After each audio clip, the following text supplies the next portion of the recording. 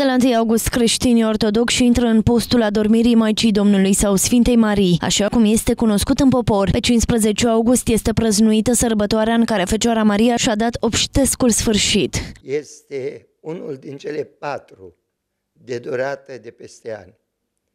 Este la fel de aspru ca postul cel mare, pentru că noi căutăm să urmăm pe Maica Domnului. Dacă Mântuitorul a postit 40 de zile și 40 de nopți, n-a mâncat nimic, și Maica Domnului, când a aflat vestea că va fi mutată la Fiul Său în cer, nu a mai mâncat și nu a băut.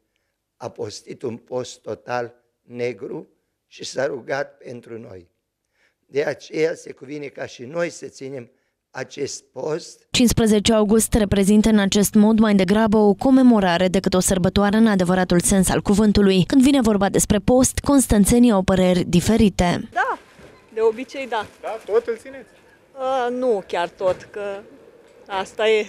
Am copii, copiii mănâncă, soțul muncește și el mai mănâncă. Da, în general îl cam țin. Purificația, asta se ține așa de când e lumea, știi?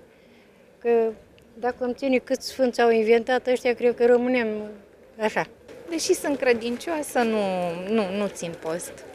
Da, pur și simplu nu pot să țin.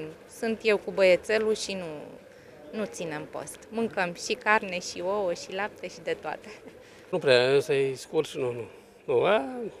Miercuri, vineri, dar n-am ținut. Nu. Sfânta Marie Mare, așa cum este cunoscută această sărbătoare, aduce pe litoral mii de turiști, fiind una dintre cele mai mari sărbători ale românilor. Tot cu acest prilej, pe 15 august este celebrată Ziua Marinei Române și în acest an, pe faleza de lângă comandamentul flotei, vor avea loc festivități, iar ca o noutate, sărbătoarea se va întinde pe mai multe zile.